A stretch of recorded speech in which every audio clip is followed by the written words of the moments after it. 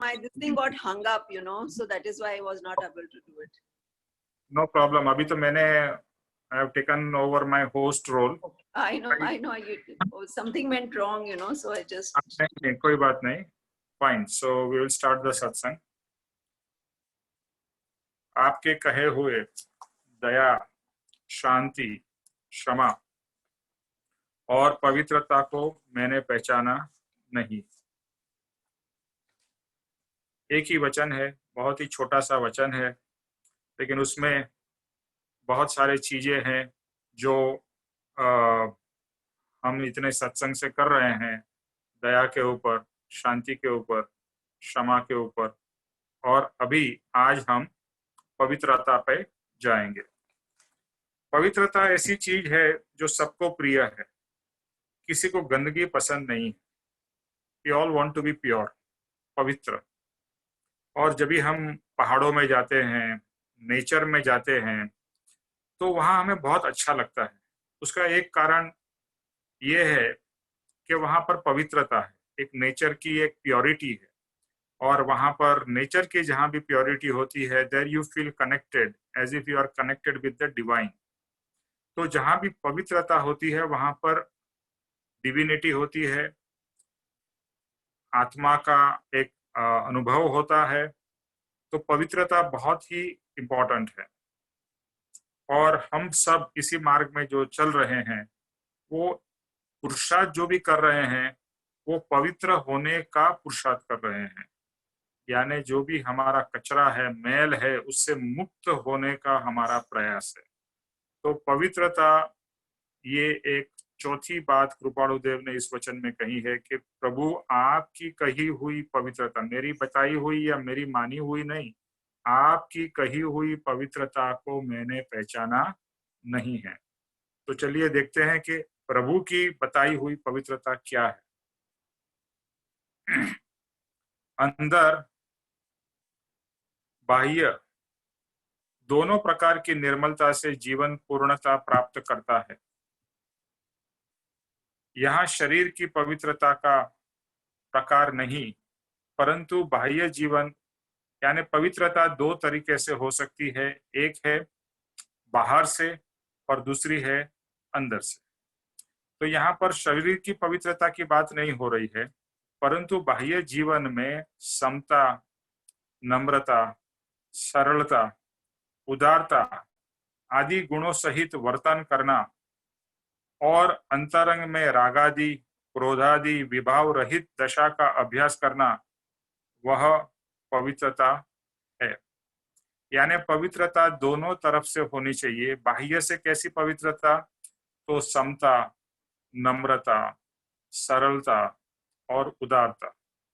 और अंदर में राग, क्रोध, विभाव रहित, सहित नहीं, विभाव रहित, यानी अंदर में भी राग ना हो, द्वेष ना हो, क्रोध ना हो, विभाव ना हो. तो बाह्य से और अंदर से दोनों इस प्रकार से हम करेंगे तो यह पवित्रता होगी. सम्यक विचार, सम्यक आचार और व्यवहार, वह जीवन की पवित्रता है.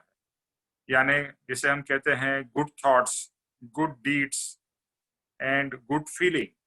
मैंने एक बार लिखा था कि think good, do good, feel good.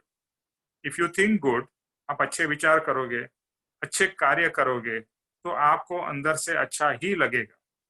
लेकिन जैसे ही आपके मन में बुरे विचार आएंगे, नेगेटिव विचार आएंगे, तो वहां पर आपको स्वयं भी अच्छा नहीं लगेगा. कि जो व्यक्ति राग में है, क्रोध में है, द्वेष में है, वो खुद सुखी या अंदर से खुश नहीं हो सकता है, वो दुखी ही होगा. तो हमारे विचार और हमारे वर्तन और हमारे अंदर के भाव, ये तीनों का समन्वय अगर हो और तीनों में अच्छे विचार हो, अच्छे काम हो, अच्छे भाव हो, तो वहां पर पवित्रता कही जा सकती है. पवित्रता का एक सिंपल शब्द में कहे तो आत्मा की शुद्धता, हमारे स्वयं के आत्मा की शुद्धता. सबसे पवित्र में पवित्र वस्तु वह आत्मा.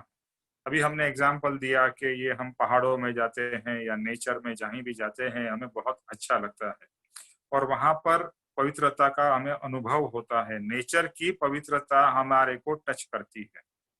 और यहाँ पापा जी ने लिखा है कि सबसे पवित्र वस्तु जो है वह है आत्मा। यानी इस दुनिया में पवित्र से पवित्र कोई चीज है तो वह है आत्मा, और जो पवित्र आत्मा का जो स्वरूप है वह है परमात्मा। वह कर्म को लेकर ही अशुद्ध हो रहा है।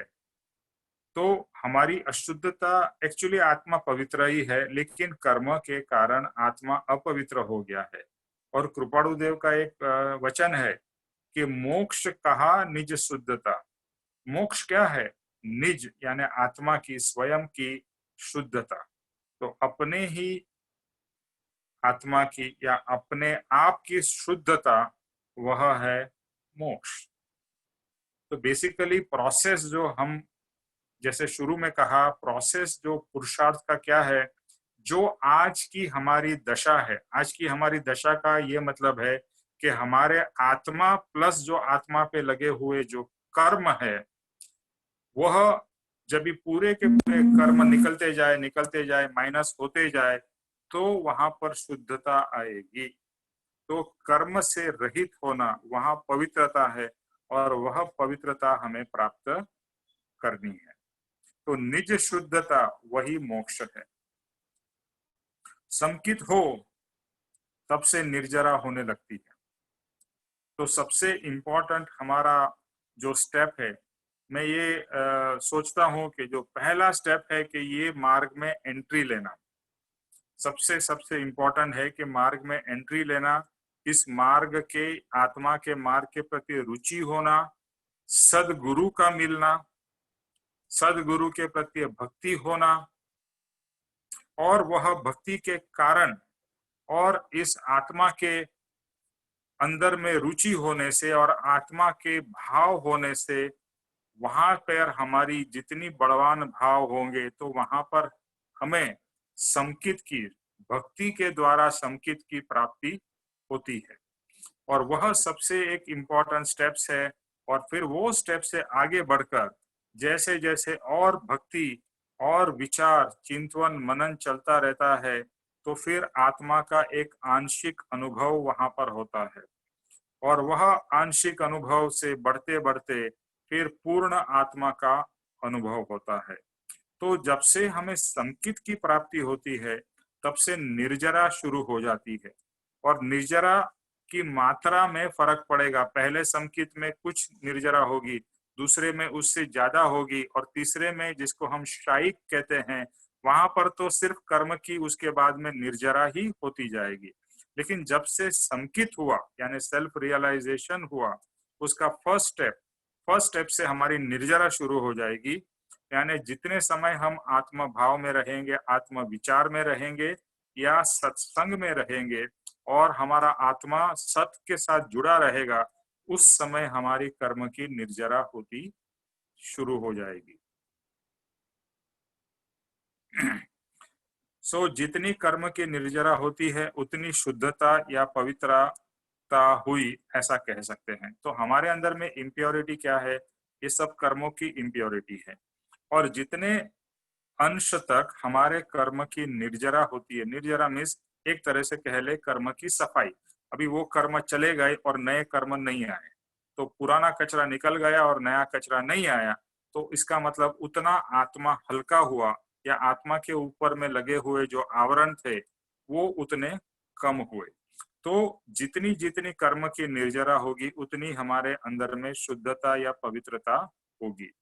आत्मा की कर्म मल रहित दशा वह तो मोक्ष दशा है, यानी पूर्ण कर्म से रहित हो जाना वह मोक्ष है। दया, शांति, समता, क्षमा वगैरह करके वह शुद्ध भाव की पहचान करनी है। अभी शुद्धता के लिए क्या करना है? तो शुद्धता के लिए पहले तो आत्मा को पहचानना है और आत्मा को संपूर्ण तरीके से इस मार्ग में सदगुरु के प्रति, कृपाणु देव के प्रति पूरी तरह से भाव से अर्पण हो जाना है।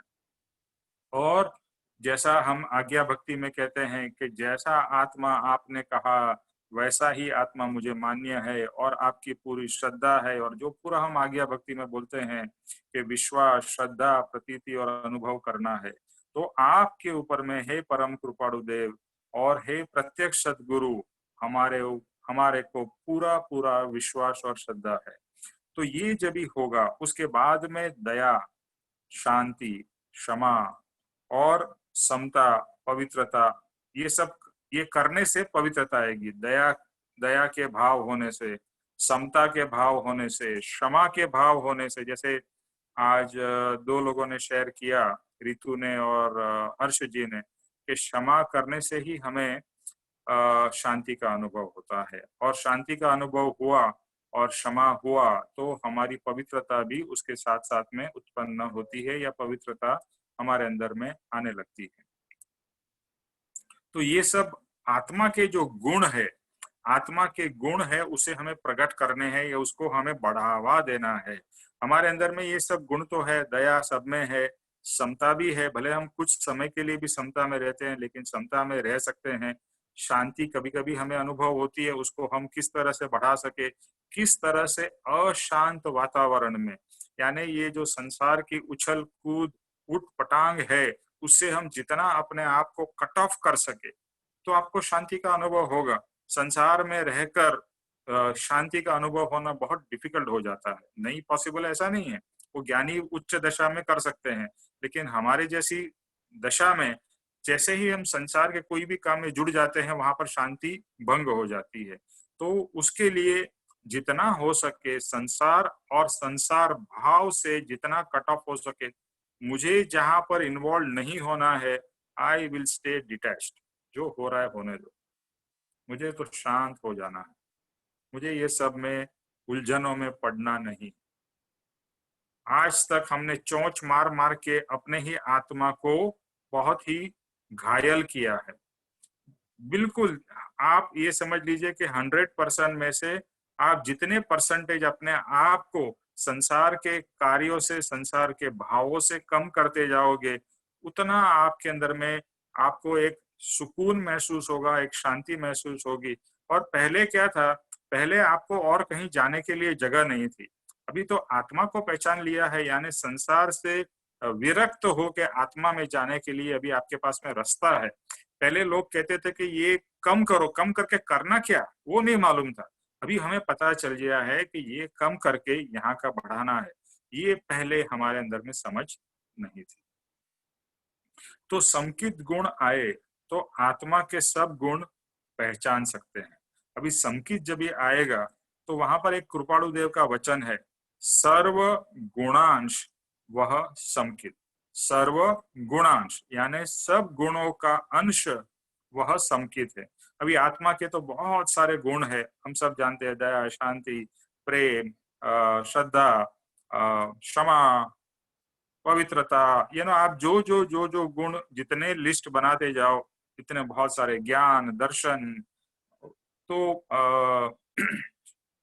ये जो गुण, जितने गुण आपको आत्मा के हैं, वो हर एक गुण का अगर आप में अंश आ जाए, अंश, पूर्णता नहीं, जैसे दया है तो दया का 1% आ गया, समता का 1% आ गया, 1% हो, 2% हो, जितना भी परसेंट, लेकिन मिनिमम कुछ तो आ जाए। जैसे हम कभी कुछ खाना बनाते हैं और अपना इंडियन खाना में थोड़ा मिर्ची भी रहता है, थोड़ा नमक भी होता है, थोड़ी जैसे कुछ स्वीटनेस भी होती है, थोड़ी खटास भी होती है, खट्टा भी होता है, मीठा भी होता है, तीखा भी होता है, ऐसा भी होता है, यानी सब मसाले उसमें आ जाते हैं। तो इस तरह से सब मसाले जैसे आ गए, इसी तरह से आत्मा में सब गुण हमारे आ गए, भले थोड़े तो थोड़े, ज्यादा तो ज्यादा, लेकिन सब गुण अगर हमारे प्रकट होते हैं, कुछ कुछ percentage he, not full percentage, उसको भी संकित कहते हैं। यानी संकित तभी होगा जब ये आत्मा के हर एक गुण कुछ अंश से, यानी थोड़े थोड़े या ज्यादा प्रकट होंगे। अभी थोड़े प्रकट हो गए, फिर उसके बाद में हमारे ऊपर है उसको किस तरह से बढ़ा के और बड़ा करना। शांति है तो शांति को किस तरह से मैं बढ़ाऊं, दया मेरे में आई तो दया में और कैसे बढ़ाऊं, क्षमा गुण मेरे में आया तो क्षमा में और कैसे बढ़ाऊं, प्रेम गुण आया तो प्रेम गुण में कैसे और बढ़ाऊं, करुणा गुण आया तो करुणा, ऐसे हर एक गुण के बारे में सोच के उस गुण को मुझे बढ़ाना है, उस गुण को खिलाना है। जैसे आप फूल खिलाते हो ऐसे इस गुण को भी खिलाना है। तो संकित होने से आत्मा विभाव में से मुक्त होकर या वैभावों को पीछे छोड़कर स्वभाव की तरफ बढ़ता है। तो विभाव से दूर होना और स्वभाव की तरफ आना, ये विभाव है, ये स्वभाव है। तो शुद्धता में परिणमन करना वह पवित्रता है। तो शुद्धता, जब भी हम बहुत कहीं जाते हैं, धर्म के स्थान पर हो या आपके स्वयं के घर में मंदिर में बैठ के बहुत ही अच्छे भाव में, पवित्र भाव में जब भी हम आ जाते हैं, तो उधर में उस समय इतना अच्छा लगता है, जिसको हम कहेंगे कि एक पवित्रता, एक डिविनिटी का हमें फील होता है। ऐसा लगता है कि भगवान का कुछ अंश हमारे अंदर में प्रकट हो रहा है, और वो भगवान जो हम अनुभव कर रहे होंगे वैसा कुछ मैं आज अभी इस समय अनुभव कर रहा हूँ। तो हमें इतना सा थोड़ा सा भी अनुभव हो के इतना अच्छा लगता है। तो हमें ये सोचना है कि भगवान या हमारे सदगुरु, इसमें तो उनमें तो ये सब गुण कितने विकसित होंगे, तो वो किस तरह का हर समय अनुभव कर रहे होंगे। बस मुझे अभी वो मुझे स्वाद चख लिया मैंने, बस मुझे उसी स्वाद को और चाहिए, यानी उसी को मुझे और बढ़ाना है, उस पवित्रता को मुझे और बढ़ाना है और संपूर्णता तक ले जाना है। हे प्रभु, मैंने बाहर अच्छा दिखने का प्रयत्न किया। अभी तक क्या था, हमने बाहर अच्छा दिखने का प्रयत्न किया पर अंतरंग पवित्रता प्राप्त नहीं की, और उस भूल का यहाँ पर इकरार है। तो यहाँ पर जब भी कहते हैं ना, आपकी पवित्रता मैंने पहचानी नहीं, तो यहाँ पर शिष्य या मुमुक्षु भगवान को ये इकरार कर रहा है कि आज तक मैंने सिर्फ बाह्य पवित्रता को जाना, अंतरंग पवित्रता को नहीं जाना था। आपके कहे हुए दया, शांति, क्षमा और पवित्रता को मैंने पहचाना नहीं, तो पवित्रता किस पदार्थ की? जीवन कौन जीता है? देह जीता है, वो तो बार बार नाश होता है। जब भी हम अपने बारे में सोचते हैं और पवित्रता के बारे में सोचते हैं, तो एक साधारणतः यही भाव आता है कि अपने शरीर को साफ रखना है। तो पवित्रता किसकी? शरीर की या आत्मा की? और शरीर वो तो बार बार नाश होता है, उसको पवित्र भी कितना भी करोगे फिर भी बाह्य से पवित्र हो सकता है। कभी भी आपने शरीर की जो लेयर है उसको खोल के देखा है? यानी जो चमड़ी है, चमड़ी जब भी निकल जाती है, उसके अंदर में क्या है इस शरीर में, तो आप देख नहीं पाओगे। ऐसा वहां पर अंदर में पूरा मांस है, लोही है, सॉरी खून है, और दूसरे सब लिक्विड्स है। तो ये अंदर से तो शरीर आप देख भी नहीं पाओगे, शरीर ऐसा है। ये तो सिर्फ शरीर बहुत अच्छा क्यों लग रहा है, क्योंकि उसके ऊपर में एक अच्छी सी चमड़ी की लेयर लग गई है, और वो चमड़ी की अच्छी लेयर लग जाने से ये शरीर अच्छा लगता है। वो भी कुछ समय के लिए ही अच्छा लगता है, बाकी समय तो हमें अपने आप को मेकअप करके, ये करके, वो करके शरीर को सुंदर बनाना पड़ता है। नेचुरली शरीर सुंदर फिर नहीं रह जाता है। एक छोटा बच्चा होता है, उसका शरीर आप क्यूट या अच्छा कह लो, और शायद जुवानी में अच्छा कह सकते हैं, लेकिन उसके बाद में मिडिल एज से तो आगे आगे बढ़ते हुए शरीर अपने आप मुरझाता ही जाता है। उसके अंदर में अलग अलग बाह्य से, अंदर से दुनिया भर के कुछ न कुछ इश्यूज होते जाते हैं। और इसीलिए हर कोई यंग दिखने की कोशिश करता है। यंग क्यों दिखने की कोशिश करता है? क्योंकि यंग एक शरीर, एक चमड़ी या वो अच्छा लगता है। और आजकल तो इतने सारे ट्रीटमेंट आ गए हैं, बोटॉक्स आ गया, ये आ गया, स्किन के, और आजकल जिसको कॉस्मेटिक थेरेपी कही जाती है, तो सब आजकल लेडीज लोग, इवन जेंट्स लोग भी वो कराने लगे हैं, क्योंकि उनको सुंदर दिखना है, उनको अच्छा दिखना है। बट ये सिर्फ बाह्य बाह्य और बाह्य है। तो पूरी जीव सृष्टि निगोद से लेकर एकेंद्रिय, पंचेंद्रिय तक और चारों गति के जीवों में आत्मा है। वह आत्मा अपने स्वरूप से जीता है। जीवन जो है वह आत्मा का है, देह का नहीं है। अभी जब भी हम सोचते हैं कि एक छोटे से छोटे जीव को लेकर बड़े से बड़े जीव के अंदर में जो भी पदार्थ है, जो जीवित है, जिसके कारण ये जीव को हम जीवित कहते हैं, वह आत्मा के कारण है, शरीर के कारण नहीं है। ये जो मैं आज जिंदा हूँ, वो जिंदा हूँ किसके कारण? आत्मा के कारण। ये आत्मा नहीं रहेगा तो फिर ये कुछ काम का नहीं है। तो जो जिंदगी है, जो जीवन है, जो जिंदा होने का एहसास है, वह सिर्फ आत्मा के कारण है। आत्मा नाम के पदार्थ की पूर्णता यानी कि इस के घूमने फिरने से छूट जाए, स्वधाम के अंदर स्थित हो, वह आखिर की दशा आए, तो ऐसा कह सकता है कि आत्मा ने अपने जीवन की पूर्णता को पूर्ण की। अभी आत्मा नाम का पदार्थ है, वो छोटे से छोटे जीव से लेके बड़े से बड़े जीव में, और ये परिभ्रमण करता ही जा रहा है, यानी ये चारों गति में घूमता ही जा रहा है। तो उसके अंदर में अगर वो इसमें से चक्कर में से निकल के अपने स्वधाम में, आत्मा में स्थिर हो जाए, स्थित हो जाए, तो उसको आखिर की दशा कहेंगे या मोक्ष की दशा कहेंगे। और तब हम कह सकते हैं कि आत्मा ने अपने जीवन की पूर्णता को पूर्ण किया। यानी अब तक हम एक तरीके से अधूरे हैं, हमने पूर्णता प्राप्त नहीं की है। तो पूर्णता कभी होगी जब भी हम इस विभाव में से निकलकर, इस परिभ्रमण में से निकलकर सिर्फ आत्मा में स्थिर हो जाएंगे, और वहीं पर पवित्रता भी है, वहीं पर स्थिरता भी है, और वहां पर पूर्णता भी है। यथार्थ आत्मधर्म की जैसी समझ चाहिए, ऐसी समझ न होने से हर एक शब्द लौकिक भाषा में यूज हुए हैं।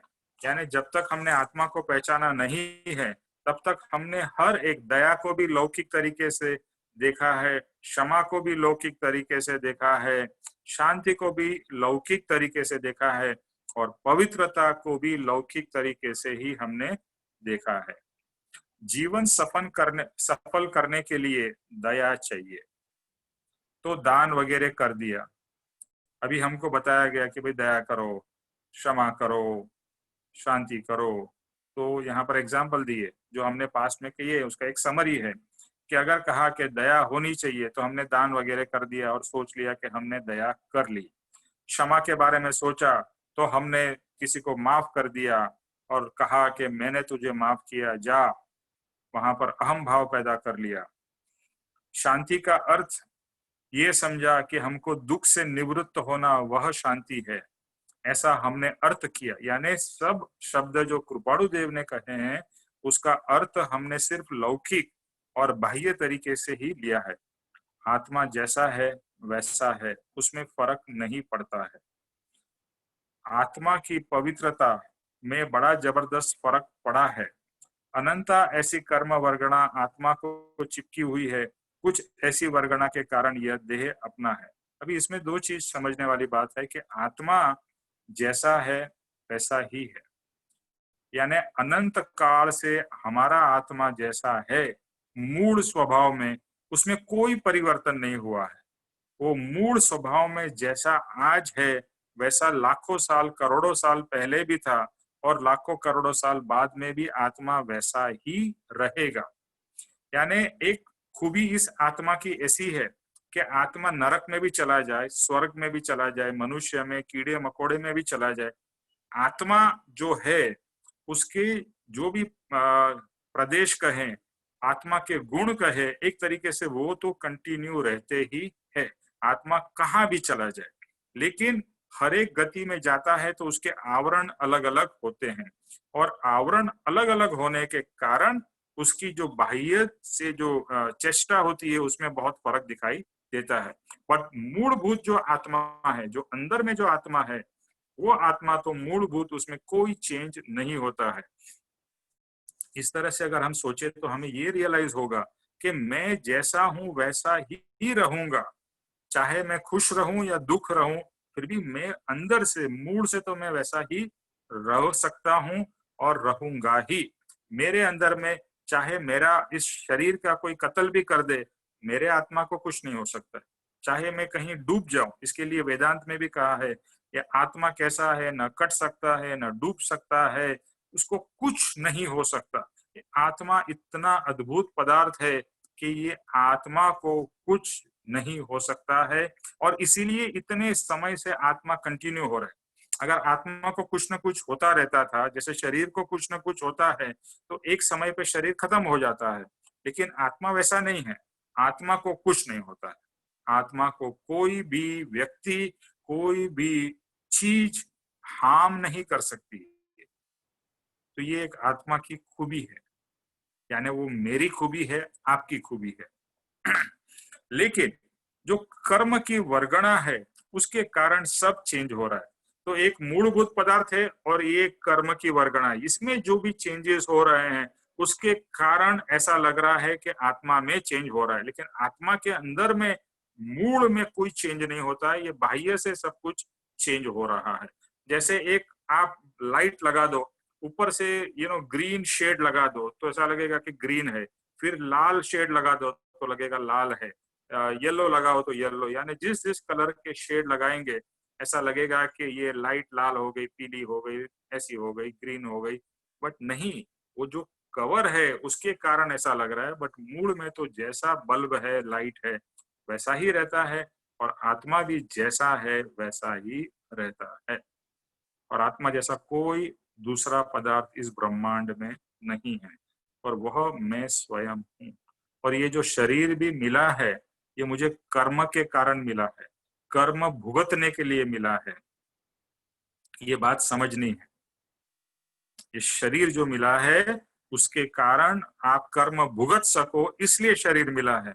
और जिस समय कर्म भुगतने वाले नहीं रहते हैं तो शरीर भी नहीं रहता है, फिर आत्मा सिर्फ जो पवित्र आत्मा है वो सिर्फ सिद्धालय में चला जाता है।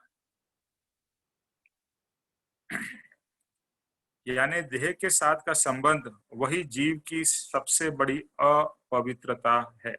अभी शरीर क्यों मिला है? कर्म के कारण। तो हमारी सबसे बड़ी अपवित्रता क्या है? शरीर का होना ही हमारे सबसे बड़ी अपवित्रता है। सुन के धक्का भी लगेगा।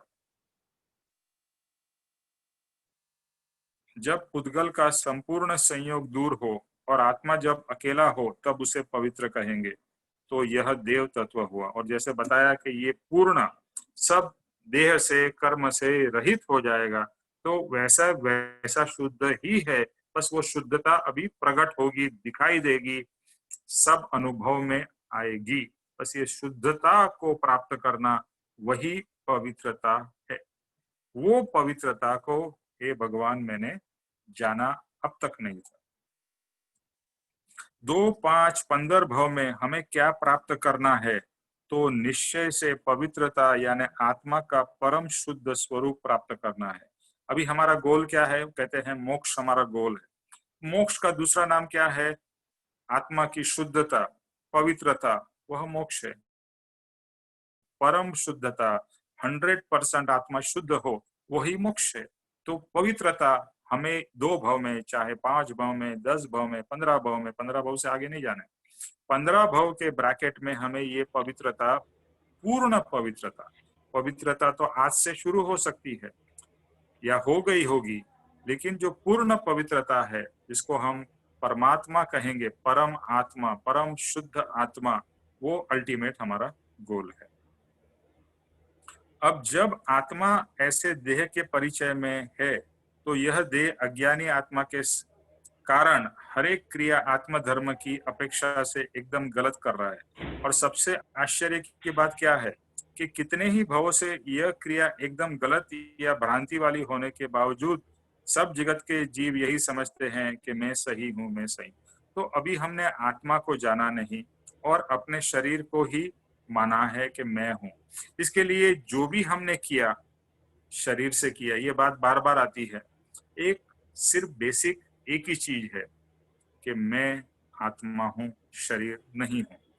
लेकिन जब तक ये रियलाइजेशन नहीं होगा, भले आप पोपट के जैसे 1000 बार भी बोल लो, बट जब तक ये आपको रियलाइज नहीं होगा कि मैं आत्मा हूं और शरीर नहीं हूं, तब तक आप जो भी करोगे वह शरीर को लेकर ही करोगे और शरीर के लिए करोगे और शरीर द्वारा करोगे। ये हमारी सबसे बड़ी भूल है, उसे सुधारना है। और दूसरी बात क्या है कि जो भी नॉर्मली व्यक्ति होते हैं, शरीर से सब कुछ करते हैं और सोचते हैं कि मैं बहुत सही कर रहा हूँ, यानी कर तो गलत रहे हैं और अंदर से समझते हैं कि मैं सही कर रहा हूँ। यह उसका स्वच्छंद है, क्योंकि उनको ऐसे सच्चे सद्गुरु नहीं मिले कि जो सही मार्ग बताए और जो सही मार्ग पे वो चलने की चेष्टा करे। पवित्रता की बात आएगी तो आपने देखा होगा, अभी पवित्रता को हम कैसे समझते हैं, तो शरीर से समझते हैं। तो पवित्रता की बात आएगी तो देखेंगे कि ठंडे या गर्म पानी से स्नान कर लेना, साफ कपड़े पहन लेना, कोई स्पर्श करे। पहले के जमाने में होता था ना कि आप पवित्र होके आए तो किसी ने आपको छू लिया या कुछ कर लिया तो आप समझते थे आप अशुद्ध हो गए। अशुद्ध हो गए, इसके लिए फिर से स्नान करने जाते थे। तो हमने शरीर को ही अपना माना और शुद्धता किसकी मानी? शरीर की। जब भी आप स्नान करते हो तो आत्मा का तो स्नान नहीं हो रहा है ना, शरीर का स्नान हो रहा है। तो पवित्रता किसकी हो रही है? शरीर की। तो आप कहोगे कि क्या शरीर को पवित्र नहीं रखना है? रखना है, बट वो आपकी पवित्रता नहीं है, ये ध्यान में रखना है। ये जो पवित्रता है वो शरीर की है। जो जब भी आप स्नान करते हो तो पवित्र कौन हो रहा है? आपका शरीर, आत्मा नहीं हो रहा है। ये समझ बहुत जरूरी है अंदर से। तो कोई स्पर्श कर ले, यानी फिर भी मंदिर में जाकर पूजा, यानी और बहुत अच्छी बात है। देखो, स्नान करके एक पवित्रता, यानी भले शरीर की पवित्रता करके भी जब भी हम पूजा पाठ, सारी हर कोई शायद ये इसी तरह से करता है कि स्नान करके भगवान के मंदिर में जाता है, पूजा पाठ करता है। एक साधारण व्यक्ति भी इस तरह से करता है और अच्छी अच्छी प्रैक्टिस, अच्छी, गलत नहीं है। लेकिन उससे और बहुत आगे जाना है कि ये शरीर को अभी पवित्र किया और पूजा पाठ करके अभी मैं मेरे आत्मा को पवित्र करूं। वो भाव बहुत जरूरी है। तो मैं जो भी करूं आत्मा के लिए करूं। जब भी शरीर को भी आप स्नान करा रहे हो, साथ साथ में ये भाव कर सकते हो कि साथ साथ में मेरा आत्मा भी पवित्र हो। मैं ऐसा भाव से, देखो आत्मा गंदा किससे हुआ है? भाव से। पवित्र किससे करना है? भाव से। बहुत सिंपल है। भाव से अपवित्र हुआ है और पवित्र भाव से ही होगा। तो अभी बस भाव क्या करने हैं, वो कुछ भी शारीरिक क्रिया भी करे उसके साथ में आत्मा के भाव को जोड़ दीजिए, बस। पूजा में अगर पुजारी ने, अच्छा अभी क्या होता है, बहुत सारे लोग, संसारी लोग देखे होंगे कि पूजा पाठ करने जाएंगे और मान लीजिए बहुत पैसे वाले हो और पुजारी को पैसा वगैरह देते हो और कभी उसका नंबर 4th नंबर हो पूजा के लाइन में, तो बहुत गुस्सा हो जाएंगे, पुजारी को डांटेंगे कि मैं तुमको पैसा देता हूँ फिर भी तुमने मेरा नंबर चौथा क्यों लगाया, मेरा चांस पीछे क्यों है। यानी जब भी हम मंदिर वगैरह में जाते हैं, इस तरह जाते हैं, तो वहां पर हमारा मान अभिमान जो कम होना चाहिए वो कम होने के बजाय वो मान अभिमान हमारा बढ़ता जाता है। वो मान अभिमान हमारा बढ़ता जाता है और बहुत सारे जगह पे देखा होगा ऐसा ही होता है। तो वहां पर पवित्र होने की जगह में और हम अपवित्र हो रहे हैं। हमारे भाव अपवित्र है, एक्सक्यूज मी। जहां पवित्रता होनी चाहिए वहां अंतरंग में अत्यंत अपवित्रता, कषाय आदि के कारण से कर्म के लेयर्स के लेयर जीव ने इकट्ठे करके ही जाते हैं। यानी एक तो संसार में तो आप अपवित्र हो ही रहे हो, जहां भगवान के मंदिर में जाके पवित्र होने का चांस है वहां भी अपवित्रता, और सब जगह पे अपवित्र हो रहे हैं। यानी क्या हो रहा है, यहाँ पर हमारे आत्मा के ऊपर एक के ऊपर एक, एक के ऊपर एक लेयर लेयर लेयर और गंदगी हमारी बढ़ती जा रही है, कम नहीं हो रही। ये मनुष्य भाव मिला है जहां पर पवित्रता का चांस बहुत अच्छा है और मनुष्य भाव में ही सबसे ज्यादा अपवित्रता हम कर बैठते हैं। तो मनुष्य भाव में सबसे पवित्र भी हो सकते हैं और सबसे ज्यादा अपवित्र हो सकते हैं। आपके हाथ में है क्या करना है। बाह्य पवित्रता के साथ अंतरंग लक्ष्य न हो तो वह पवित्र कोई भी काम की नहीं है। जैसे अभी कहा कि भले आप बाह्य से पवित्र हो रहे हो साफ सुथरे कपड़े पहन रहे हो, अच्छी बात है, लेकिन साथ साथ में भाव भी यही रहे कि मुझे भी इस तरह से मेरे आत्मा को भी पवित्र करना है और मेरा आत्मा भी इस तरह से पवित्र होता जाए। जैसे कुछ लोग एग्जाम्पल लेते हैं कि जैसे साबुन है, तो साबुन को ज्ञान समझ लीजिए और पानी को भक्ति समझ लीजिए कि भक्ति से और ज्ञान से मुझे अपने आप को साफ करना है। जैसे आप पानी डाल रहे हो तो ऐसे सोचिए कि मैं भक्ति भाव में हूँ, और साबुन लगा रहे हो तो समझ लीजिए मैं ज्ञान भाव में हूँ। तो ज्ञान और भक्ति के समन्वय से ये मेरा शरीर जैसे साबुन और पानी से क्लीन हो रहा है, इसी तरह से ज्ञान और भक्ति से मेरा आत्मा पवित्र हो रहा है। यानी आप कुछ भी क्रिया करो, भाव तो आपके स्वतंत्र है, आप क्या भी कुछ भी भाव कर सकते हो।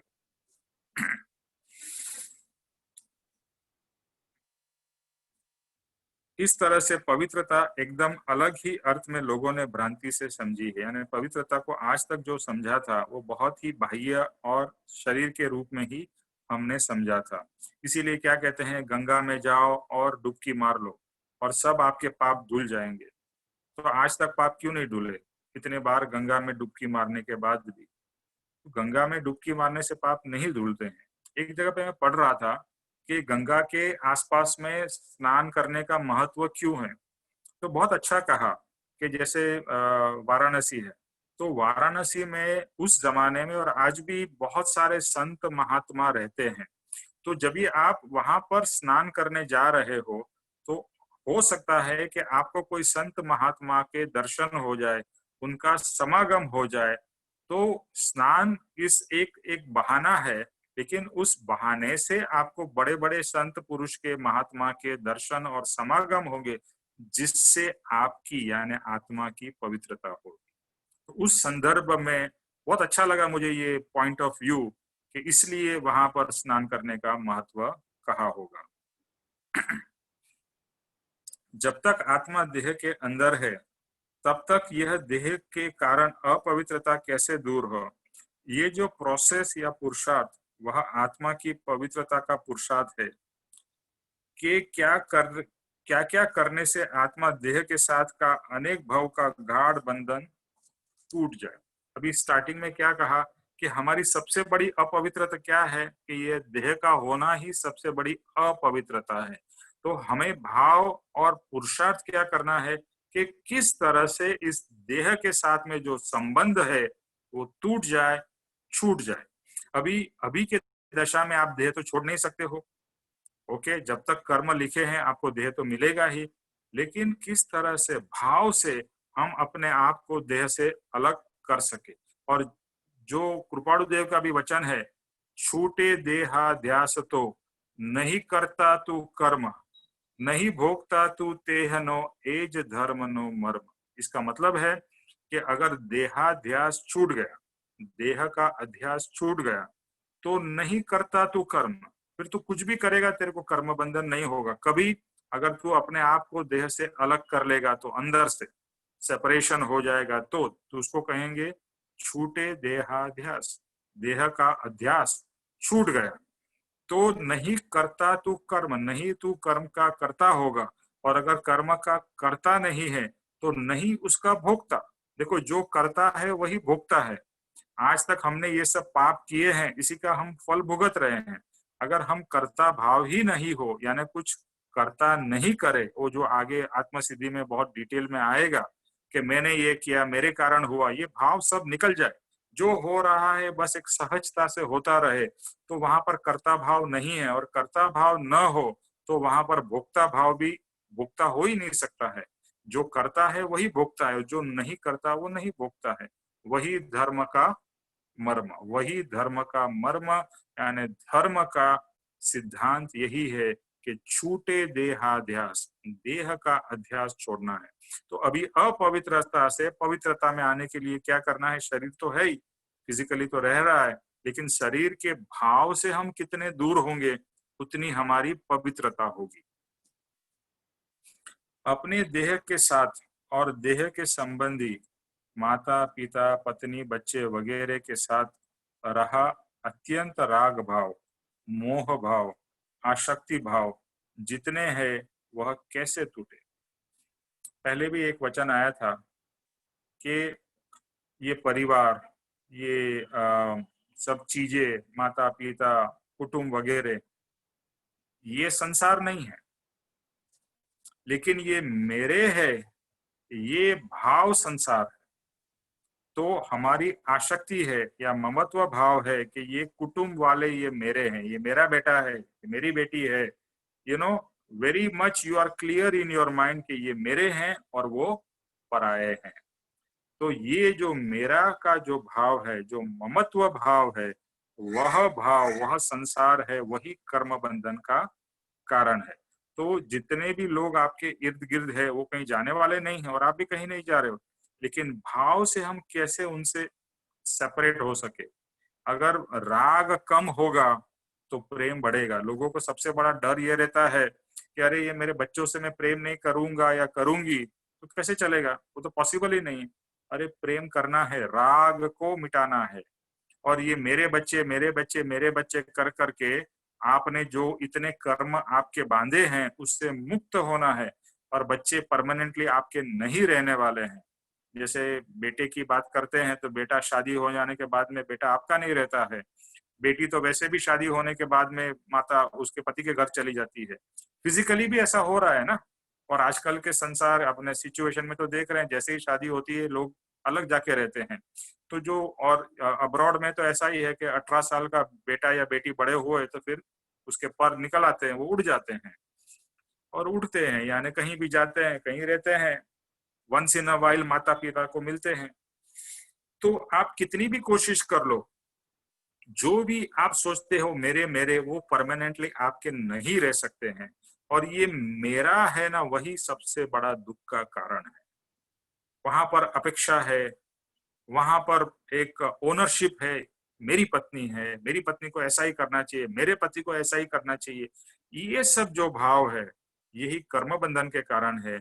ये भाव अपवित्र भाव है, ये अपवित्र है, इसको छोड़ना है, इससे मुक्त होना है। ऐसे जब संसार के जो कोई देह और देह के संबंधी के प्रति तीव्र राग, यहाँ शब्द है तीव्र राग, जैसे जैसे कम होगा उसका नाम पवित्रता कहेंगे। यानी ये जो तीव्रता है राग की, द्वेष की, मोह की, ये तीव्रता जब भी कम होगी तो उतनी हमारे अंदर में क्या आएगी, पवित्रता। तो ये सब से हमें मुक्त होना है। ये जो मुक्ति की जो बात है वो ये सब भावों से मुक्त होना है, व्यक्ति से नहीं। 2-5 भाव के अंदर कुछ ऐसा होना चाहिए कि देह और आत्मा दोनों अलग हो जाए। देह में रहे पर देह से अलग, ये जो अभी बात हुई, इससे अलग मैं, इस देह से मैं अलग हूं। ये भाव निरंतर, जैसे मंत्र करते हैं ना, मैं आत्मा हूं, इस शरीर से भिन्न हूं, मैं आत्मा हूं, इस शरीर से भिन्न हूं। देह, स्त्री, पुत्र आदि कोई भी मेरे नहीं है।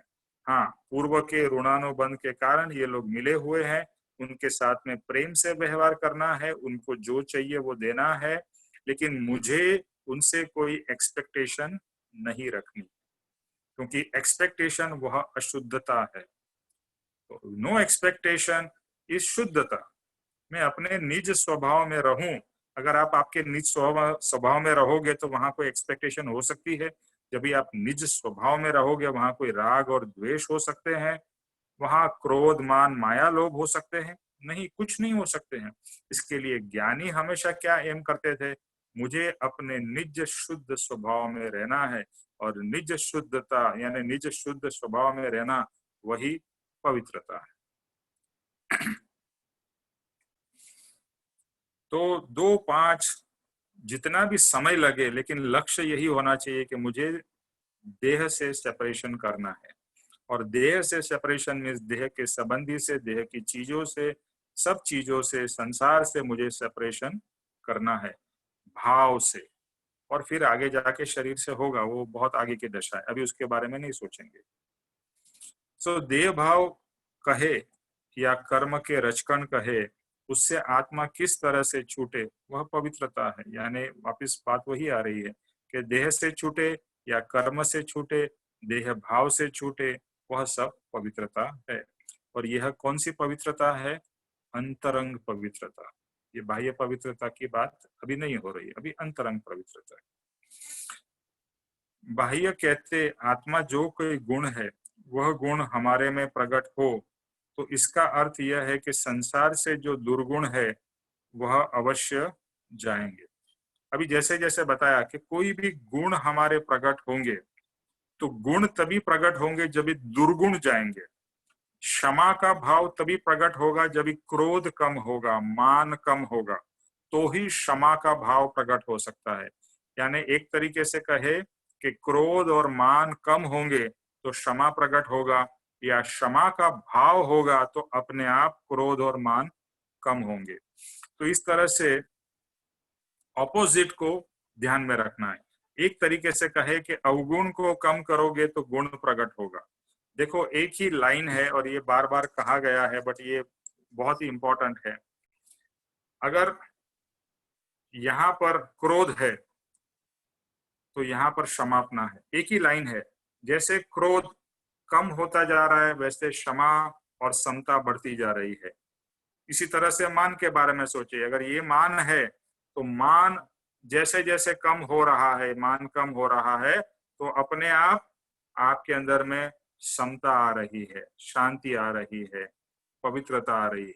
यानी एक एंड पे दुर्गुण है तो दूसरे एंड पे क्या है? गुण है। यानी एक का कम होना वह दूसरे का बढ़ाना है, या दूसरे को बढ़ाएंगे, गुण को बढ़ाएंगे तो दुर्गुण कम होंगे। तो जो आपको पसंद आए, कम करने वाला पसंद आए या बढ़ाने वाला पसंद आए, वो आपके ऊपर है। लेकिन दुर्गुण को कम करना है और गुण को बढ़ाना है, तो पवित्रता आएगी। तो एग्जाम्पल यहाँ पर दिए हैं कुछ कि दया के सामने क्रूरता। क्रूरता जो है उसका ऑपोजिट क्या है? दया। बहुत से लोग इतने क्रूर होते हैं, दूसरे को इतना परेशान करते हैं, इतना दुख देते हैं, वो कहेंगे क्रूर है, जुल्मी है। हाँ, जुल्मी कहते हैं ना, जुल्म करने वाला। और दूसरा उसके ऑपोजिट कौन है? दयावान, जो दया करता है, करुणा करता है। शांति के सामने है अव्यवस्था, अशांति, केओस, जिसे हम केओस कहते हैं, अव्यवस्था, केओस। और यहाँ पर शांति है, डिसिप्लिन है। क्षमा के सामने वैर भाव। देखो वैर भाव, कोई आपका बुरा करे तो आपने अगर वैर भाव रखा है तो आपने मतलब क्षमा नहीं किया है। तो हमारे जीवन में से अगर हम अभी क्षमापना कर रहे हैं तो वैर भाव तो पूरा ही हमें साफ कर देना है। याद कर करके जिनके साथ में वैर भाव हमने किए थे, चाहे वो अपना भाई हो, अपनी बहन हो, अपने ससुर हो, सास हो, बच्चे हो, कोई बाहर का आदमी हो, कोई दूसरा लैंडलॉर्ड हो, ये हो वो हो, जिस जिसके साथ में हमने वैर भाव, बिजनेस के एसोसिएट्स हो, पार्टनर्स हो, कभी मित्र के साथ भी या दुश्मन के साथ भी वैर भाव, तो वैर भाव जितने भी है उसको क्षमा के द्वारा निकालते ही जाने हैं बाहर। से उल्टी होती है ना, अंदर कचरा भर जाता है, वैसे कैसे बाहर निकालना है, वैसे वैर भाव को पूरा निकाल देना है, निचोड़ के पूरा एक एक वैर भाव निकल जाना चाहिए। तो पवित्रता यानी क्षमा के द्वारा ही वैर भाव निकलेगा। तो वैर का ऑपोजिट है वैर, ऑपोजिट क्षमा। और शत्रु के सामने मित्रता, कोई भी हो सबके लिए मित्र भाव, मैत्री भाव। यहाँ पर कृपाणु देव का एक बहुत अच्छा है, मैत्री भाव, सबके साथ में फ्रेंडलीनेस, किसी के साथ में दुश्मनावट नहीं। और हम तो क्या होता है, छोटी चीज से भी हम गुस्सा हो जाते हैं, हमारा मान को ठेस पहुंचता है और लड़ने झगड़ने तैयार हो जाते हैं।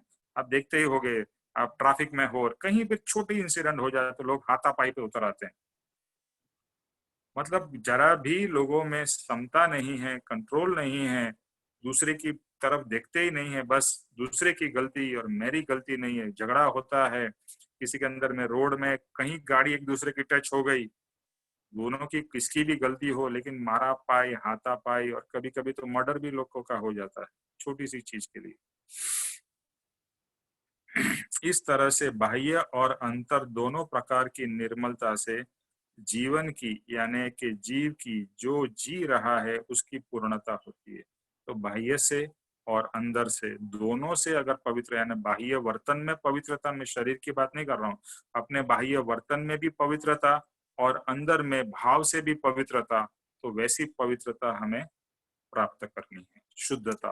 पवित्रता। जैसे हम संत लोगों को देखते हैं, महात्मा लोगों को देखते हैं, ज्ञानी पुरुष को देखते हैं, तो उनके अंदर में हमें जो दिव्यता दिखती है, जो तेज प्रकाश दिखता है उनके चेहरे पर, पता है वो किसके कारण है? पवित्रता के कारण। उनमें पवित्रता पैदा हो गई, यानी पवित्रता, उनका आत्मा बहुत पवित्र हो गया है और वो पवित्रता के कारण उनके चेहरे पे जो दिव्यता है, तेज है, प्रकाश है, वो सब पवित्रता के कारण है। और हमारे अंदर में कषाय भरे हुए हैं, इसके लिए हमारा चेहरा कैसा दिखता है, हमको ज्ञानी से कंपेयर करना है। मैं ब्यूटी की बात यहाँ बिल्कुल नहीं कर रहा हूँ, अंतरंग ब्यूटी की बात कर रहा हूँ, अंतरंग ब्यूटी, अंतरंग पवित्रता। इसलिए यहाँ परम कृपालु देव ने जब इस समापना में शब्द पवित्रता यूज करते हैं तो वह देह के साथ बिल्कुल संबंधित नहीं है, वो सिर्फ आत्मा के लिए है। ये सब गुण कहे कि समता, नम्रता, सरलता, उदारता, वह हर एक गुण आत्मा लक्ष्य से अगर विचार करे तो वह संसार के अंदर त्याग और वैराग्य को बलवान ही करेंगे। अगर त्याग वैराग्य की बलवानता न हो तो एक भी गुण आत्मा के प्रकट नहीं हो सकते। अभी जब भी हम ये सब कहते हैं ना कि समता है, नम्रता है, सरलता है, उदारता है, वो सब दया है, वो कभी हो सकते हैं जब भी हमारे अंदर में त्याग और वैराग्य की भावना होगी। त्याग मीन्स कुछ देने की भावना, किसी को मदद करने की भावना, सब अपने जो स्वार्थ है उसको, स्वार्थ को छोड़कर निस्वार्थ होने की भावना। तो वहां पर सिर्फ अपना ही भला नहीं, सबका भला सोचना। और दूसरा, हर एक चीज मेरी मेरी करके और मुझे ये चाहिए, मुझे वो चाहिए, वो सब भाव से मुक्त होना, जिसको हम कहेंगे त्याग और वैराग्य। जो चीज हो तो भी ठीक और न हो तो भी ठीक है। अभी देख लीजिए, हमारे पास में इतनी सारी चीजें हमने जमा करके रखी है, उसमें से आप रियल में देखिए, चाहे आपके कपड़े हो गए, आपके बर्तन हो गए, आपकी क्रॉकरी हो गई, आपके जूते हो गए, यानी मेक अ लिस्ट, आपके घर के सब सामान हो गए, उसमें से I don't know, it depends, but 30, 40, 50% maybe more वो कभी यूज ही नहीं होते, maybe once in a while ही यूज होते हैं। यानी हमने परिग्रह करके बहुत सारी चीजें जमा करके रख ली है, और जितना घर बड़ा उतना परिग्रह भी ज्यादा, कि घर खाली नहीं कर सकते हैं तो घर को तो बड़ा भर के सजा के ये रखो वो रखो, इस तरह से मतलब बहुत हमने अपने अंदर तो खाली कर दिया, अंदर कचरा भर दिया, और बाहर में सुंदरता हमने सजावट कर दी।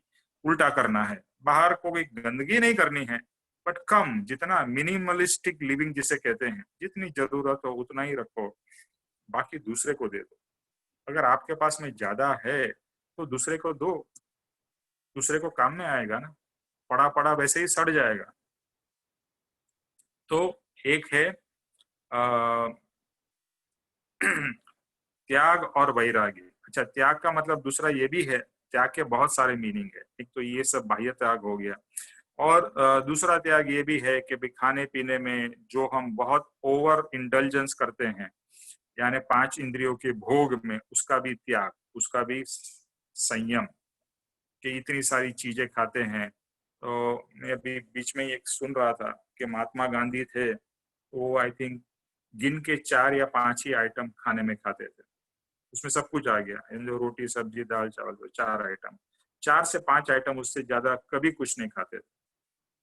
मतलब हर एक चीज में वहां पर एक संयम था, इतना ही लिमिटेड, जितना शरीर को जरूरी है उतना खाओ, और उससे शरीर चलेगा, बरोबर चलेगा। एक्सेस खाने से आपको पता है ना क्या हो रही है, सबकी चर्बी बढ़ रही है, यानी फैट्स बढ़ रहे हैं, फिर उसके लिए डाइटिंग करनी पड़ती है, उसके लिए एक्सरसाइज करनी पड़ती है, बाकी सब प्रॉब्लम शुरू। तो त्याग और वैराग्य, यानी किसी भी चीज की आसक्ति न होना, तो पवित्रता तभी आएगी जब ये सब त्याग और वैराग्य भी साथ में जुड़े रहेंगे। वैराग्य का अर्थ है कि पर पदार्थ के प्रति रहा हुआ आसक्ति भाव का नाश। जो अभी बात हुई, पदार्थ हो कि न हो उसका फर्क पड़ता नहीं है, जब तक ऐसा राग भाव छूटता न हो तब तक उस पदार्थ से दूर रहना, यानी कि उसका त्याग करना। अच्छा, अभी 2 तरीके हैं कि कोई भी पदार्थ हो या न हो उससे हमें फर्क नहीं पड़ना चाहिए। अभी बहुत सारे ऐसे पदार्थ है जिसके बिना हमें चलता ही नहीं है। सुबह उठे तो चाय तो चाहिए, ये टाइम हुआ तो हमें ये तो जूस तो चाहिए, ये हुआ तो हमें यही चाहिए। तो खाना पीना कोई प्रॉब्लम नहीं है, बट वो नहीं हो तो हमें बहुत तकलीफ हो, वो प्रॉब्लम। यानी आप कहीं भी जाओ, कहीं भी आश्रम में चले जाओ और आश्रम में जो खाना मिला आप शांति से खा लो, या किसी के घर में जाओ तो जो मिले वो खा लो। यानी जहां भी, इवन अपने घर में भी बहुत से बार घर में जो झगड़े या क्लेश होते हैं वो किसके लिए होते हैं? खाने के लिए होते हैं। आज ये खाना क्यों बनाया, ऐसा क्यों बनाया, मुझे तो ये पसंद नहीं है, ये नहीं चाहिए, वो नहीं चाहिए, झगड़ा शुरू, क्लेश शुरू। बट जो भी बना, पसंद ना हो तो कम खाओ, पसंद हो तो खा लो। और ना भी पसंद हो, पसंद हो, वो ना पसंद पसंद से भी हमें दूर जाना है, उससे ऊपर उठना है। तो वैराग्य क्या है? चीज का होना या न होना, उससे मुझे फर्क न पड़े, वो वैराग्य है। लेकिन जब तक ऐसा वैराग्य पैदा नहीं होता है, उसको वैराग्य को स्ट्रॉन्ग करने के लिए त्याग जरूरी है। कि त्याग करने से क्या होगा? जैसे मैं मेरा एग्जांपल बताता हूँ। मुझे मुझे मीठी चीजें, स्वीट्स बहुत पसंद है, रोज खाता हूँ। तो अभी बीच में मैंने बाधा ली कि कुछ समय तक मैं स्वीट नहीं खाऊंगा। और स्वीट नहीं खाऊंगा मतलब मिठाई भी नहीं खाऊंगा, कुछ भी मीठी चीज नहीं खाऊंगा, शुगर भी नहीं खाऊंगा, चाय में भी शुगर नहीं, किसी में भी, यानी मीठी चीज ही की बाधा। तो पहले पहले तो बहुत तकलीफ पड़ती है, बिकॉज आप इतने, आपको एक शुगर की क्रेविंग होती है, बहुत तकलीफ होती है। शरीर भी रेजिस्ट करता है, मन भी रेजिस्ट करता है, आप स्वयं रेजिस्ट करते हो। लेकिन वो करते करते करते कुछ समय के बाद में सेट हो गए।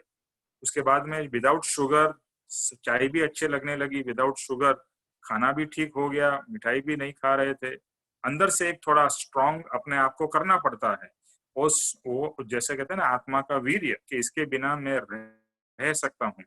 आसक्ति क्या है? कि इसके बिना मैं नहीं रह सकता हूँ, वह आपकी आसक्ति है।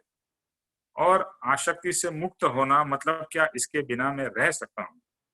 और आपको देखिए, हर एक चीज की एक आदत सी पड़ गई, इसके बिना तो मैं नहीं रह सकता हूँ, इसके बिना तो मैं ये नहीं कर सकता हूँ, इसके बिना तो मैं वो नहीं कर सकता हूँ। हम सबकी कुछ ना कुछ इस तरह से वीकनेसेस है, जिसको आसक्ति कहते हैं।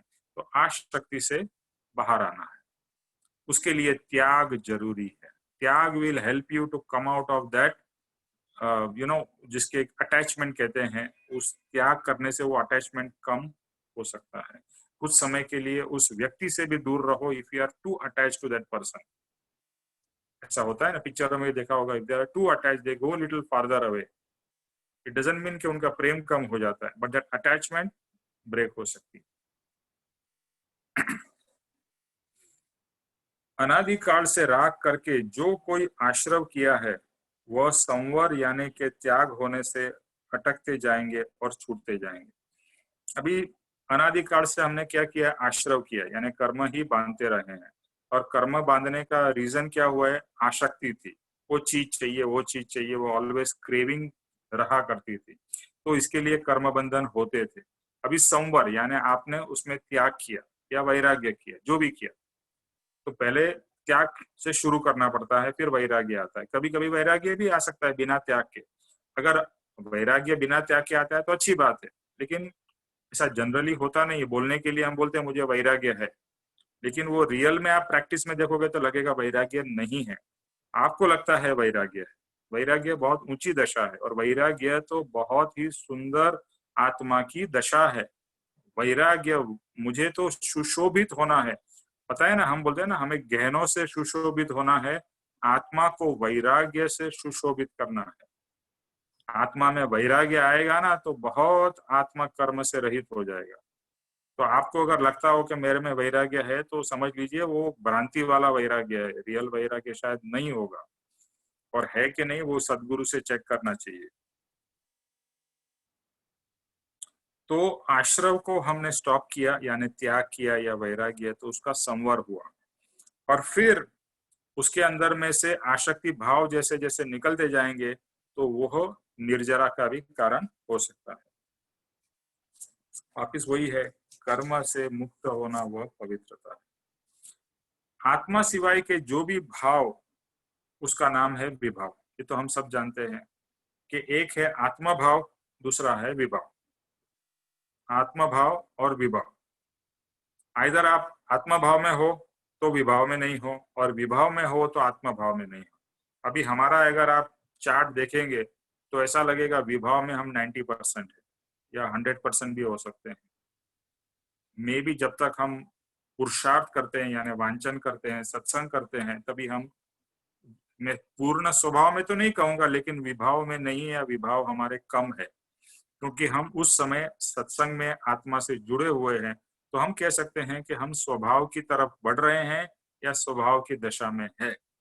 तो स्वभाव और विभाव, एक जन ने पापा जी से पूछा था कि मुझे मेरे विभाव कैसे कम हो, तो उन्होंने बोला स्वभाव में रहो। आंसर तो सिंपल है कि अगर आपको विभाव में से मुक्त होना है तो स्वभाव में रहो, बट वो सबसे डिफिकल्ट है, इतना इजी नहीं है। और विभाव से आप कभी मुक्त होंगे जब भी आपके हर एक पदार्थ के प्रति में जो अटैचमेंट है, आसक्ति है, मोह है, वो कम होगा, तो विभाव से आप मुक्त हो सकते हो। वही एक की है स्वभाव में जाने। तो विभाव का दूसरा नाम है कषाय। और जब तक हम पर के भाव में होते हैं तो कंटिन्यूअस कर्म के पार्टिकल्स हमको चिपकते ही रहते हैं, और स्वभाव में रहते हैं तो कंटिन्यूअस कर्म के पार्टिकल्स निकलते रहते हैं। ये दोनों डिफरेंस यही है। विभाव में रहते हैं तो कर्म के पार्टिकल्स हमको चिपकते रहते हैं, स्वभाव में रहते हैं तो कर्म के पार्टिकल्स निकलते रहते हैं, जिसको कहेंगे निर्जरा। जब ये बाह्य दया, क्षमा, शांति, नम्रता, मृदुता, सरलता वह जब व्यवहार में आएंगे तो अंतरंग में क्रोध, मान, माया ये सब नहीं चाहिए। तो बेसिकली ये बात पहले आ गई है तो मैं इसको रिपीट नहीं करूंगा। ये हो तो अच्छा, ये हो तो अच्छा, ये न हो तो अच्छा, ऐसे हजारों विकल्प जो उत्पन्न होते हैं वह सब क्षय होने चाहिए। कंटिन्यूअस हमारे अंदर में ये ड्युअलिटी चलती रहती है, ये हो तो अच्छा, ये न हो तो अच्छा। और जो हो वो अच्छा होता है तो हम बहुत खुश हो जाते हैं, और उससे विपरीत होता है, जो मुझे चाहिए उससे विपरीत हुआ तो हम दुखी। तो सुख का दुख का कारण सिर्फ इतना ही है कि जो मुझे चाहिए वो मिल गया तो मैं सुखी, और जो नहीं चाहिए वो मिला तो मैं दुखी। और इसी तरह से दूसरा, जो मुझे नहीं चाहिए, मतलब मैंने सोचा कि ये न हो, ये व्यक्ति न मिले तो अच्छा, ऐसा न हो मेरे जीवन में तो अच्छा, कोरोना न हो तो अच्छा, और कोरोना हो गया तो दुखी। तो ये कांस्टेंट जो चलता रहता है, ये हो तो अच्छा, ये न हो तो अच्छा, और उसके ऑपोजिट हो तो दुख, उसके हिसाब से हो तो सुख। तो ये सब भाव से मुक्त होने के लिए दया, शांति, क्षमा, नम्रता, मृदुता, सरलता, ये सब गुण को हमें डेवलप करना है। और अंदर में से जो विभाव हमारे चलते हैं, क्रोध है, मान है, माया है, लोभ है, तिरस्कार है, वासना है, उस सब से मुक्त होना। एक साइड में दया, शांति, क्षमा, पवित्रता को बढ़ाते जाओ, नम्रता, विनम्रता, और अंदर से जो कषाय है उसको साफ करते जाओ। कषाय यानी क्रोध, मान, माया, लोभ, वासना, तिरस्कार, घृणा वगैरह वगैरह वगैरह, उसको साफ करते जाओ। तो ये प्रोसेस चलेगा तो पवित्रता होती जाएगी। एक एक शब्द को घंटों तक चिंतन, मनन, विचार करते जाए तो पता चलता है कि आत्मा की अपवित्रता सेकंड सेकंड कहते हुए हम पवित्र होते जाते हैं। तो जितने समय हम ध्यान में, चिंतन, मनन में रहेंगे, समाधि की तो अभी बात नहीं कर रहा हूं कि वैसी दशा शायद न हो, लेकिन जितने समय भी हम ध्यान में रहते हैं, तो ध्यान में कहते हुए चिंतन मनन में स्पेशली, और जितने समय चिंतन मनन में और आत्मा के विचार में रहते हैं, या ज्ञानी के शब्दों के विचार में, जैसे एक एक शब्द दया, दया के ऊपर में कितना हम सोच सकते हैं। जैसे अभी आपने होमवर्क किया, उसको बंद नहीं करना है, दया के ऊपर में और सोचते ही जाना है, सोचते ही जाना है। और आप जितने समय ये विचार में रहोगे ना दया के, उतने समय कर्म की निर्जरा होगी, है ध्यान में रखिए। क्योंकि तभी कोई कर्म का बंधन नहीं होगा, और आप दया के विचार कर रहे हो यानी दया के भाव में हो। इसी तरह से क्षमा के भाव में, शांति के भाव में, ये निरंतर जितना ये होता रहेगा, या उसके उस वर्ड का चिंतन मनन होता रहेगा, एक एक वर्ड को, अभी हम देख रहे हैं ना, पापा जी ने एक ही वर्ड के ऊपर में कितना विवेचन किया है, फिर भी मैं उसको थोड़ा कट करके प्रेजेंट ने उसको देखा है कि वो विशालता आप देखो, और अरे एक ही शब्द पवित्रता को कितना विस्तार पूर्वक उन्होंने देखा और जाना है। तो इस तरह से चिंतन मनन होता रहे तो वह हमारे अंदर में पवित्रता होती जाएगी और कर्म से हम मुक्त होते जाएंगे। सो कर्म का आश्रव है वो अपवित्रता है, संवर है वो पवित्रता है, और निर्जरा हो, सॉरी, संवर है तो पवित्रता की समझ है, संवर यानी पवित्रता की समझ वो संवर है, और पवित्रता का होना वो निर्जरा है। हर एक शब्द आत्मा के साथ और कर्म के साथ फिट कर देना है। बस कर्म आ रहे हैं वो नहीं चाहिए, कर्म जा रहे हैं, कर्म जा रहे हैं वह चाहिए। यानी कर्म का आना मुझे स्टॉप करना है, कर्म का जाना मुझे चाहिए। जाना मतलब कर्म का निकल जाना, उससे मुक्त हो जाना।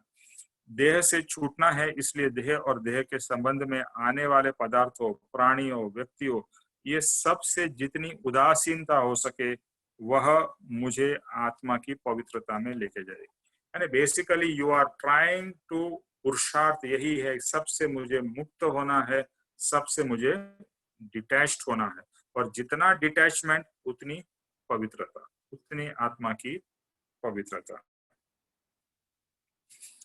अब समझ में आया होगा कि देह के भाव के साथ जो कुछ करते हैं वह व्यवहार पवित्रता है, और आत्मा के साथ में जो कहते हैं वो परमार्थ पवित्रता है। वह करते करते आत्मा ऊपर जब रिएक्शन क्रिएट होगा और आत्मा अपने स्वभाव तरफ जाता जाएगा तो वह निश्चय पवित्रता है, और सर्व प्रकार से छूट जाए तब परम निश्चय से अथवा शुद्ध निश्चय से आत्मा पवित्र हो गया, आत्मा सिद्ध हो गया। तो दो तरीके की पवित्रता हम समझ सकते हैं। एक व्यवहार पवित्रता, यानी जो देह के साथ में या देह भाव से जो हम करते हैं, जैसे बताया दया, शांति और क्षमा वगैरह, और अंतर से भी, यानी एक बाह्य से होती है, एक अंदर से होती है। अंदर से जो होती है उसको निश्चय पवित्रता कहेंगे। एक व्यवहार मतलब जो बाहर से हो रही है, शरीर से हो रही है, मन वचन काया से हो रही है, और दूसरी जो अंतरंग है वो प्योरी भाव से रिलेटेड है, वो निश्चय पवित्रता है। यानी शुद्ध भाव में, जैसा कहा ना, जितना हम शुद्ध भाव में रहेंगे उतनी निश्चय पवित्रता हमारी है।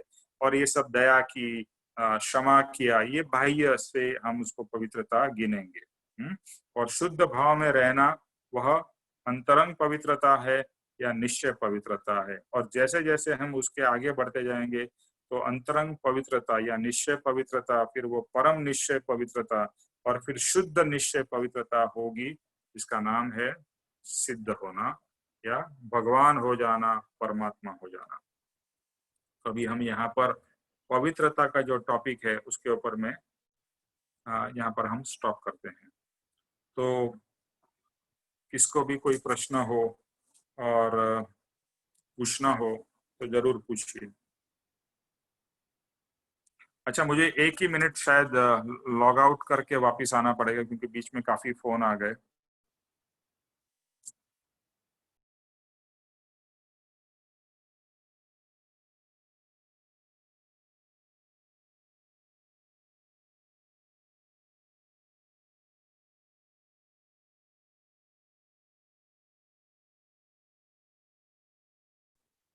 Okay, I am back.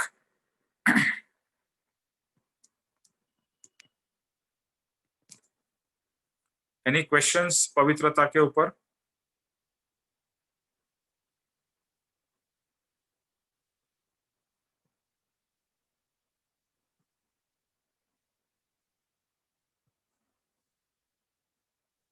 सो पवित्र होने के लिए सब तैयार है? है, तैयार तो हैं, लेकिन एक यस हाँ बोलिए। एक प्रश्न दिमाग में आता है कि जैसे भाई हम परिवार में रहते हैं तो अगर हम अपने आप को डिटैच कर लें, बिल्कुल मतलब अलग कर लें, ना इतना राग रखें, ना मतलब दुख में दुखी ना हो, सुख में सुखी ना हो, तो हमारा एक जो मतलब घर में हमारा एक वो कैसे बनेगा, मतलब हमारे को लोग क्या समझेंगे कि मम्मी तो बिल्कुल ध्यान ही नहीं देती हमारी तरफ, मतलब ये भी देखो, तो एक क्वेश्चन आ सकता है। ध्यान पूरा देना है, ध्यान पूरा देना है। बच्चों को या आपके दूसरे घर वाले लोगों को जो चाहिए उसको पूरा ध्यान देना है, उनकी पूरी सेवा चाकरी जो करना है वो करना है, लेकिन निर्लेप भाव से राग रहित होना है। वो थोड़ा समझने में टाइम लगेगा, लेकिन मैं जैसे पापा जी को देखता हूँ तो वो एक तरीके से निर्लेप है, लेकिन उनका प्रेम बहुत ज्यादा है। जब भी राग कम होगा ना हर्ष जी, तो आपका प्रेम बढ़ेगा, और प्रेम बढ़ेगा तो लोग आपको चाहेंगे या आपसे दूर जाएंगे? नहीं चाहेंगे तो सही, लेकिन एक एक्टिंग तो जरूर करनी पड़ेगी ना। वो अपने आप हो जाएगा, आपको कुछ नहीं करना है, आप बस आत्मा की तरफ लक्ष्य रखो, और जो अपनी रिस्पॉन्सिबिलिटी है उससे बिल्कुल हमें मुकरना नहीं है। रिस्पॉन्सिबिलिटी पूरी तरह से पूरी करनी है, माता की या जैसी भी आपकी रोल हो वो पूरा करना है। लेकिन वहां पर जो ये मेरा मेरा करके आज तक, और साथ में हम दो चीज करते हैं, एक ओनरशिप, ये मेरा बेटा है उसको मेरी सुननी चाहिए, और दूसरे मेरे बेटे से मुझे ये एक्सपेक्टेशन है, वो सब खत्म हो जानी चाहिए। और नहीं वो वो तो खत्म है ही नहीं, वो तो है ही नहीं, बिल्कुल ही नहीं है। मेरे को तो जहां तक मैं अभी अपने आप को नोट करती हूँ, है हर बिल्कुल एक। चीज ऐसा है ना, ऊपर ऊपर से हमें लगता है नहीं है, लेकिन अंदर में ये सब रहते हैं। और वो भाव जितने पवित्रता, मतलब ये जो है ना, एक फिल्ट्रेशन अंदर अंदर चालू ही रहना चाहिए। तो चालू होते होते राग जाएगा, प्रेम बढ़ेगा। ये सब लोग के लिए ध्यान में मैं देना चाहता हूँ कि आपका राग कम होगा, प्रेम बढ़ेगा। आज क्या है, प्रेम कम है, राग ज्यादा है। और राग का मतलब है प्रेम plus expectation plus ownership plus plus plus all the negative things.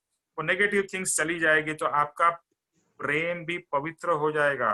भगवान का प्रेम पवित्र है ना, आपका प्रेम भी पवित्र हो जाएगा। तो आपका प्रेम सिर्फ आपके बच्चों के प्रति है नहीं, पूरे जगत के प्रति आपका प्रेम स्वरूप आप हो जाओ। ये तो है। Thank you. हम्म। ओके, और कोई? जब तक आत्मा को जाना नहीं है ना, तब तक प्रेम क्या है वो भी हमें पता नहीं है। हम राग को ही प्रेम समझते रहे हैं, पर प्रेम बहुत ही एक उच्च दशा है, उच्च पवित्र पवित्र चीज है प्रेम। प्रेम को अब तक हमने शरीर से ही जाना है और शारीरिक ही सोचा है। क्या प्रेम भी तो एक्सेप्टेंस ही होती है? सॉरी, क्या बोला? What does a prem mean? Prem is also acceptance, right? Prem is many things. Prem is, वो एक पूरा टॉपिक है। Prem is everything, acceptance, prem is giving, not expecting, prem is letting free, है ना। जैसे ना, if you love somebody, let it free. But we make, जो राग है ना, राग इज सफोकेटिंग। राग में एक वो है कि मेरे तरह से तुझे वर्तन करना पड़ेगा। When there you are in love with somebody, in sansarik prem, हम सोचते हैं कि नहीं, उसको मेरी तरह से ही बिहेव करना चाहिए, जो मैं सोचता हूँ या सोचती हूँ उसको उसी तरह से करना चाहिए, और वो नहीं करता है तो हमें फिर गुस्सा आता है, तो वो प्रेम नहीं है। प्रेम तो यह है कि वो जैसा भी वर्तन करे फिर भी प्रेम हो, तो प्रेम है।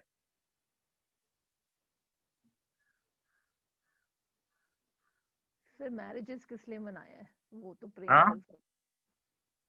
अच्छा चलो वो अलग चीज। ऐसे पे मैरिज इंस्टीट्यूशन ही क्यों मनाया है? टू प्रेम को वो लीगलाइज करने के लिए ही होता है ना? Maybe, yes, and there is a social structure to marriage. एक सोशल स्ट्रक्चर भी आ जाता है। There are lot of advantages also of marriage, ऐसा नहीं है कि नहीं है।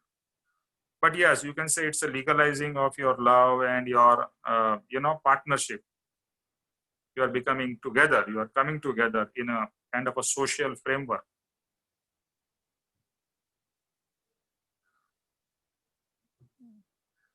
Okay, और कोई?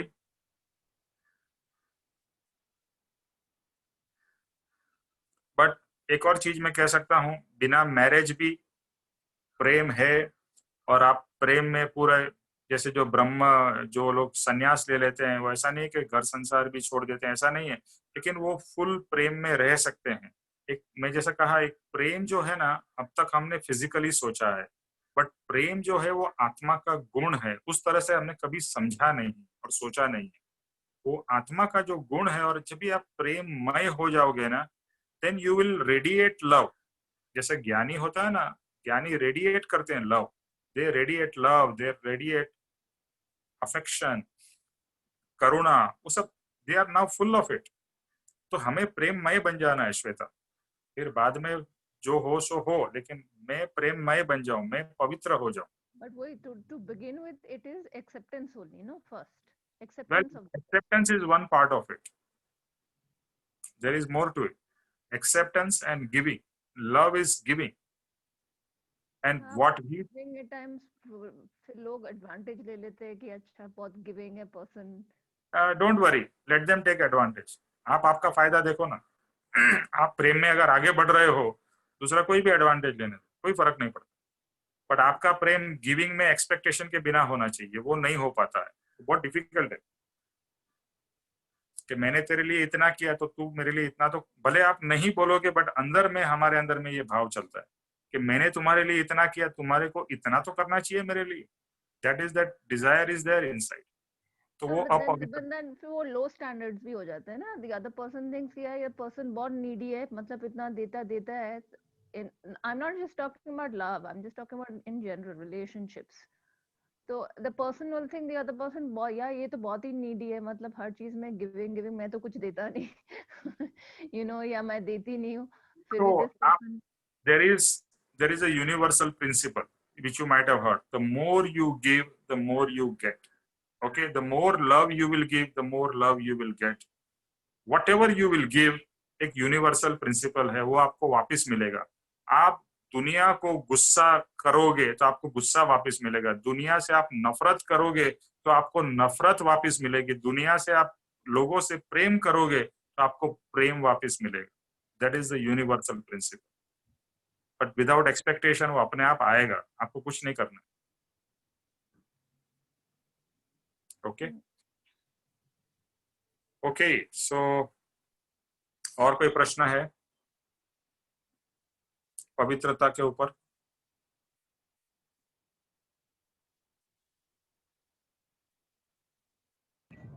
Speechless.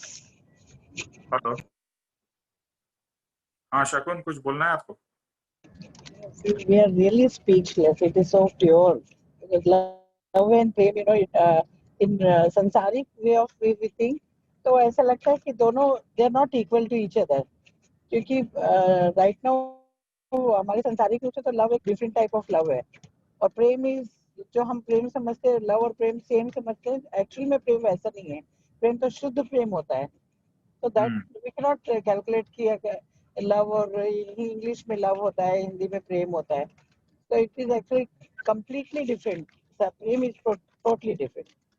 तो प्रेम जो है वो सिर्फ सत्संग से समझ में आता है what is true, how should it is. तो आप लव और उसको कंपेयर नहीं कर सकते। वेरी नाइस दिनेश भाई। ओके, सो और कोई प्रश्न है या कोई पॉइंट है शेयर करना?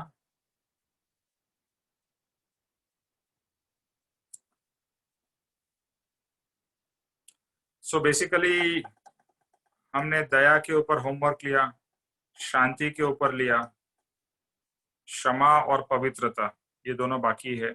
तो जिसको जिसके ऊपर भी होमवर्क करना हो, क्षमा के ऊपर या पवित्रता के ऊपर, वो आप कर सकते हो। देखो, ये एक एक शब्द को बहुत ही अंदर से इसको, जैसे कहते हैं ना अमृत है, ये अमृत है, इसको अमृत को पीते जाना है। ये शब्द एक अमृत समान है, ज्ञानी के वचन है।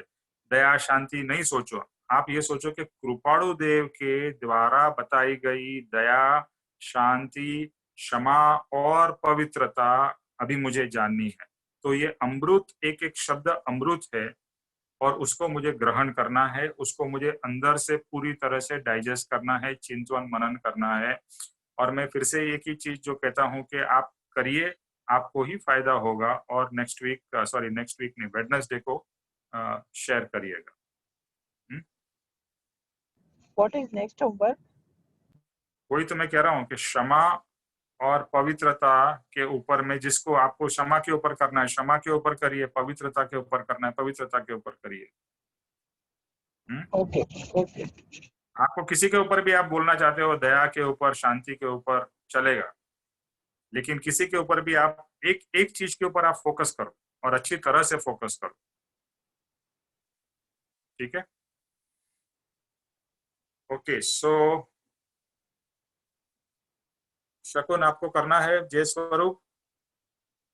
हाँ कर लेती निमेश भाई, I'll do it. सॉरी, किसी को कुछ कहना था? नहीं, I'll do it. No problem. Light. Okay. Light. चेह स्वरूप समझा बिना पाम्यो दुख अनंत, समझाव्यो ते पद नमो श्री सद्गुरु भगवन। परम पुरुष प्रभु सद्गुरु, परम ज्ञान सुखदान, जिने आप्यो मानने तेने सदा प्रणाम। देह चतांगिनी दशा परते देहाती, ते ज्ञानी नाचरण माम ओ वंदन अग्नि।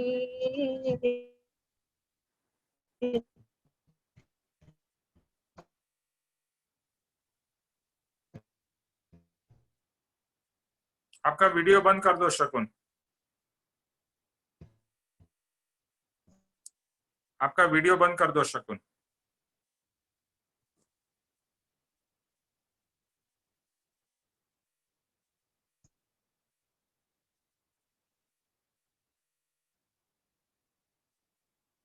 शकुन आपका आवाज नहीं आ रहा है।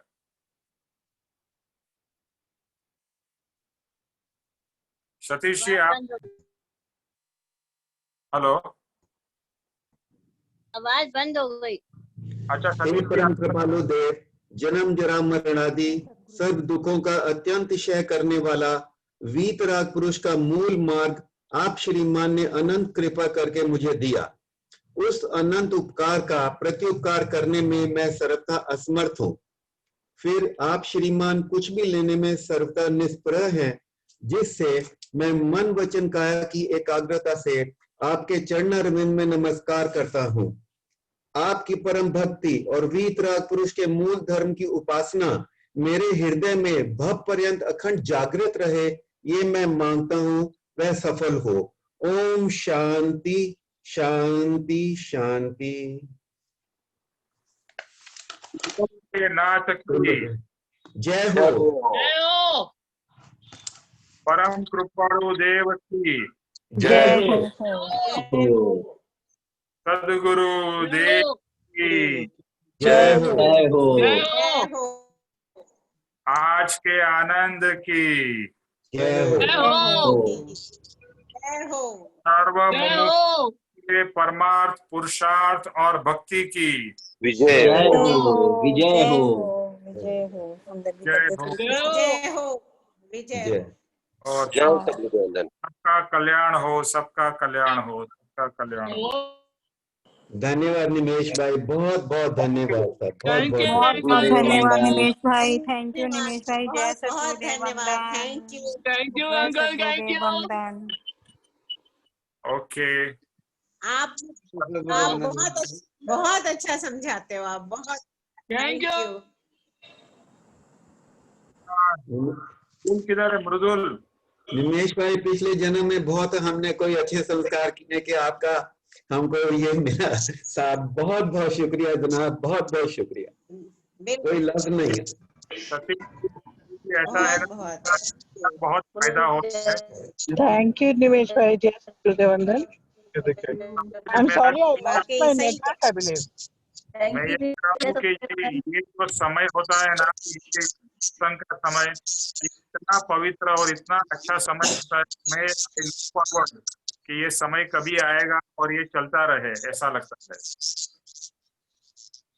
बिल्कुल चलता रहे। बिल्कुल, धन्यवाद। ओके, जय जय सद्गुरुदेव वंदन निमेश भाई, थैंक यू सो जय मच। सद्गुरुदेव। जय सद्गुरुदेव।